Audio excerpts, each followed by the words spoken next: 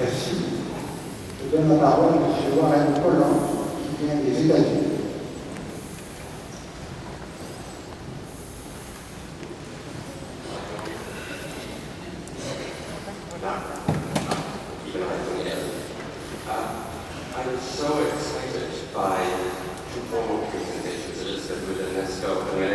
Enthousiasmé par les exposés d'Elisabeth Rodinesco et René Major que je me suis mis davantage à réfléchir aux idées qui ont été présentées qu'à l'exposé que j'avais préparé concernant la situation de la psychanalyse aux États-Unis dans ce virage que nous sommes en train de vivre. L'impact du monde sur la psychanalyse et l'impact de la psychanalyse sur le monde est un mouvement, est un va-et-vient permanent. Deux des mouvements prévalents aux États-Unis actuellement se retrouvent dans Harold Bloom, le critique littéraire, qui définit Shakespeare comme étant le premier psychanalyste, parce qu'il est le premier qui a insisté pour faire en sorte que tous ces personnages développent la capacité à s'entendre eux-mêmes et à changer, ce que nous essayons de faire dans la pratique.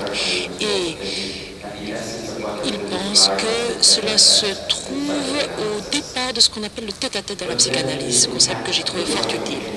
Concernant l'impact du monde sur la psychanalyse et le rapport du tête-à-tête avec soi et l'impact des autres, René Major a parlé de la Shoah.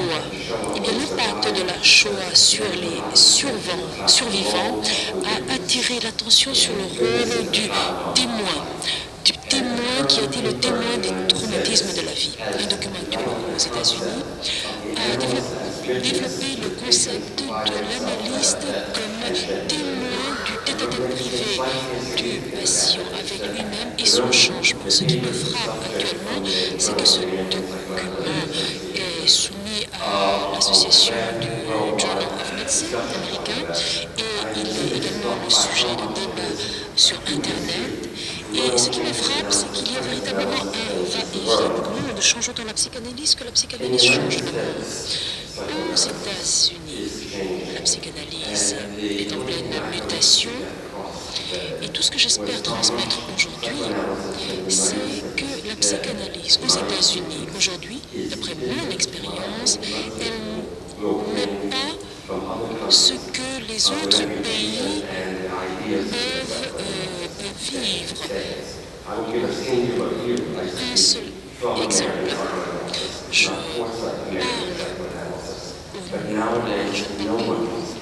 pour la psychanalyse américaine. Personne ne peut le faire. Je parle depuis la position de la psychanalyse américaine. Il y a eu des bouleversements dans la position, les points de vue de chaque psychanalyste par rapport au monde. L'Association des psychanalystes américains, qui, pour l'essentiel du siècle dernier, avait un contrôle presque fasciste, rigide et très strict, a été changé de l'intérieur. La structure de direction a changé. Ici, je repensais à la façon dont la Révolution française avait changé le monde en disant que la foule est dans la rue et nous ne savons pas où ils vont. Les changements qui sont intervenus au sein des membres et à l'extérieur de l'association des psychanalystes nous montrent qu'il y a un bouleversement en profondeur. Il ne correspond plus à la caricature prévalente. Il n'est plus contrôlé par la première génération de la diaspora en provenance de l'Europe de l'Est. Je ne parle pas de l'expérience au Canada et au Mexique que je ne connais pas. L'ancien système présentait certains avantages. Lorsque nous avons préparé cette réunion, nous avons rencontré les tensions inévitables entre le mouvement psychanalytique et l'establishment psychanalyste. Il faut qu'il y ait des tendances conservatrices pour préserver des concepts fondamentaux pour permettre un certain développement, car dans le cas contraire, la propre créativité finit par s'étouffer. Chaque tension a son mérite. Auparavant, il y avait aux États-Unis des normes très claires, une discipline très stricte. On sait que des gens très doués ont été écartés de la formation, ils ont été exclus de la communauté active psychanalytique parce que ceux qui appartenaient à de petits groupes, à des groupes indépendants, n'avaient pas accès aux grandes organisations.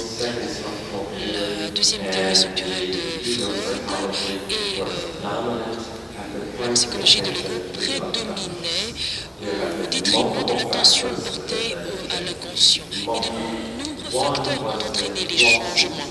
Tout d'abord, le procès fait par un groupe de psychologues contre l'Association américaine des psychanalystes pour restriction à la pratique au commerce. Et l'association américaine a cédé sur tous les points, donc le procès a été évité parce qu'ils ont reconnu que leur position n'était pas tenable. Personnellement, j'appartiens à l'association des psychanalystes et j'ai adhéré à l'association de New York, freudienne de New York, et nous avons estimé qu'il fallait qu'il y ait un rapprochement, que le mouvement se fasse dans les deux sens. L'aliénation de la majorité des membres de l'association dont je vous ai parlé a entraîné des changements. Et bien entendu, il y avait cette créativité qui ne pouvait pas être étouffée.